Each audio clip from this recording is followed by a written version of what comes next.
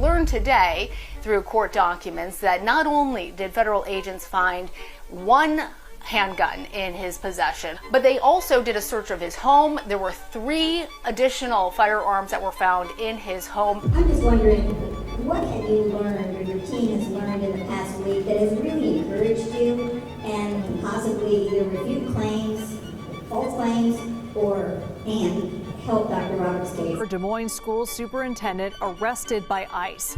According to documents obtained by the Associated Press, Ian Roberts falsely claimed a doctoral degree when applying for the job. The Des Moines School Board hired JG Consulting to conduct the superintendent search. Today, the board chair directed counsel to take legal action against JG Consulting, which led the 2023 search and the hiring of Ian Roberts. As if this list of allegations wasn't long enough already, Roberts is now being tied to Baltimore City's long-standing grade-changing scandal. He lied his way into jobs, padded his resume with degrees that he didn't earn, and then even pressured teachers to pass kids who never showed up to class. I can't believe I'm still talking about this guy, but this saga continues to go on and it gets even weirder every single day. So while me or you would have been fired faster than a rookie cop sleeping on duty, somehow Ian Roberts got promoted again and again.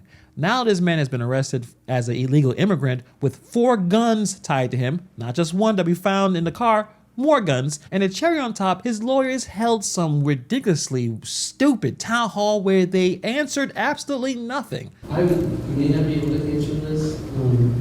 It seems if this complaint that the federal government has stated that they don't believe he is a U.S. citizen, are you allowed to say whether he is a U.S. citizen or not? We don't want to comment on that at this point, but really appreciate that question. So in this video, we're going to be talking about lawsuits. We're going to be talking about that town hall the lawyers had that left the community walking out confused, and this grade-changing scandal that proves that this isn't new. This is the playbook of a textbook scammer. Let's get into it. So before we get into the lawsuits and the cover-ups with the grades, let's do a quick update on what's going on with Ian Roberts right now. Court documents show that he is facing federal firearm possession charges. He was federally charged with being an illegal alien in possession of firearms. Ian Roberts, the illegal migrant from Guyana, is now facing up to 10 years in prison for this federal gun charge. He's also accused of trying to escape immigration authorities. A criminal complaint showing that same morning of September 26th,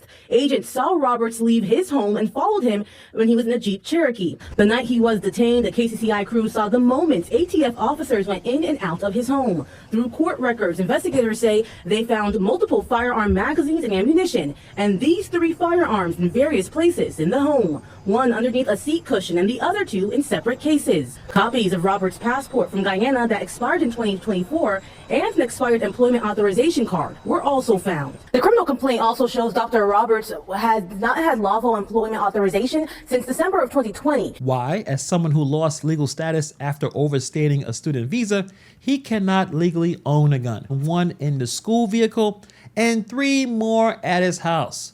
Homeboy loves his guns. So now he's not just a superintendent with the fake paperwork, he's an undocumented illegal immigrant facing federal charges for being strapped up heavy with multiple firearms. Roberts right now is sitting in custody, waiting to see how deep the hammer drops down. I guess he's gonna probably serve some time and then get deported. That is just my guess right now, but let's continue. So let's start out with some of the fallout because the lawsuits are already flying through. Des Moines Public Schools is suing JG Consulting. This is the firm that they pay to find the best candidate for superintendent. What was JG Consulting supposed to do? Background checks, criminal checks, verify degrees, call references, basically the bare minimum before giving someone control over 30,000 kids. Instead, they gave the board a scammer gift wrapped in a nice suit. Today, the board chair directed counsel to take legal action against JG Consulting, which led the 2023 search and the hiring of Ian Roberts. The firm failed its duty to properly vet candidates.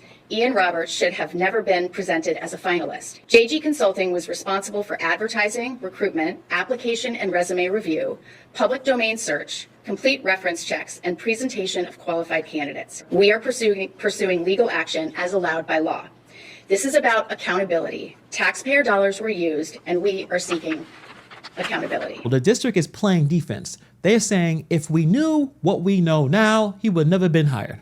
Well, no kidding. Parents are pretty upset because taxpayer money went to a firm that couldn't catch a resume scam even if Google could have exposed it. So it makes sense now the school district is going to point fingers at this consulting firm like the board is acting like helpless victims. In reality, they were the ones who signed off on all this. It's classic blame shifting. Instead of admitting that they rubber stamped a scammer, they're saying, don't look at us, look at them. And the reason why? Because this scandal is extremely radioactive to Jackie Norris, who is the board chair at the time and is now running for U.S. Senate. She doesn't want this scandal anywhere near her campaign, but checking the poll numbers recently, she is not winning. So the district is suing the consultants, hoping the public will forget who actually let Roberts in the door. The optics are clear. This isn't just about holding the consulting firm accountable. It's about politicians trying to save face while their careers are on the line. Norris needs voters to believe that she was duped, not negligent. But the problem is the receipts don't lie. The board had every chance to ask questions and chose not to. While the lawsuit may make some headlines, the biggest story is the district scrambling to wash its hands clean while its leaders quietly protect their own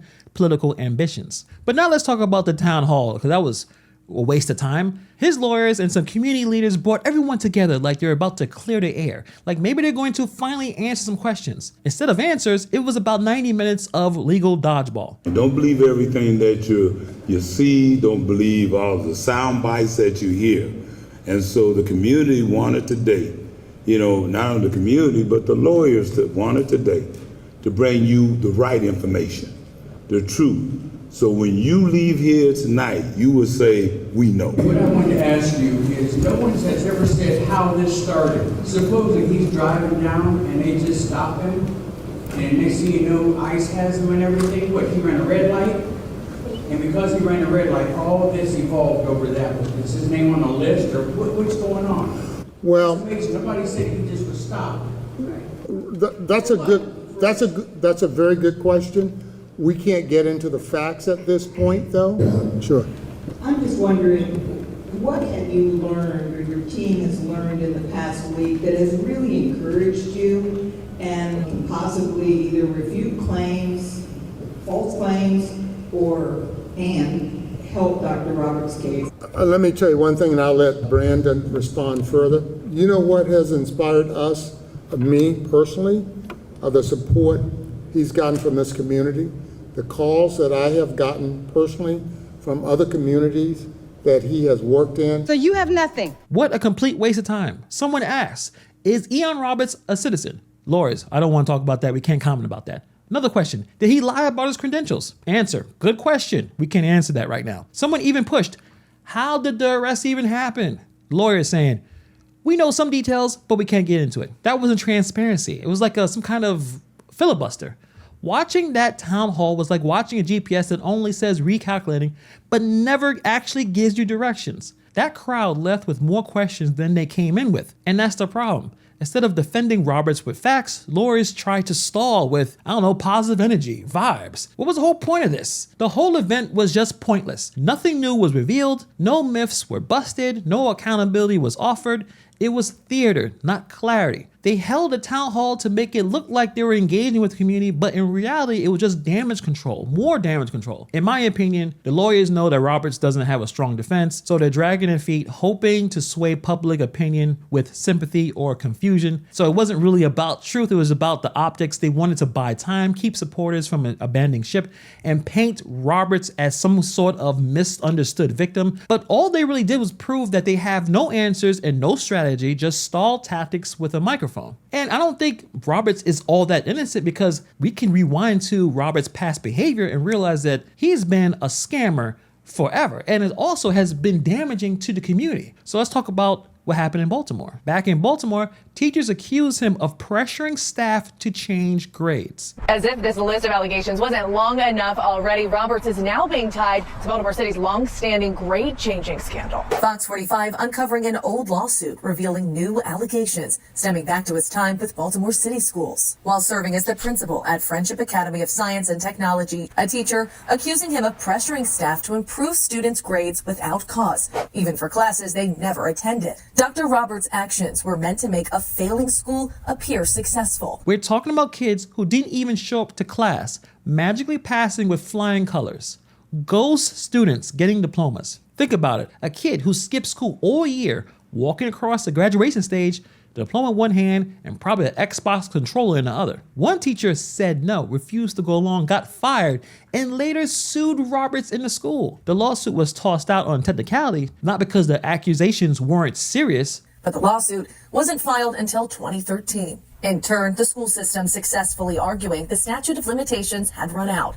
BCPS also claiming the teacher harassed and threatened school leaders, including delivering a bat to the HR department with a letter reading in part, "I hope it feels good to beat a teacher." Years later, Baltimore schools admitted grade fixing was widespread. Over 12,000 failing grades changed to passing in just 5 years. Roberts wasn't the only one, but he was part of a system. Our kids are falling behind academically across the country. Many of them can't read. Actually, I think 1 out of 5 Americans can't read past the 6th grade level. Now we're passing kids who don't deserve to be passing? This is crazy. This shows how far Roberts was willing to go. He wasn't just bending the rules, he was breaking people. Teachers described him as manipulative, someone who was smiling your face while twisting your arm behind closed doors. He weaponized charm, used his position to intimidate, and created an atmosphere where staff felt trapped between their jobs and their integrity. This is the classic scammer playbook.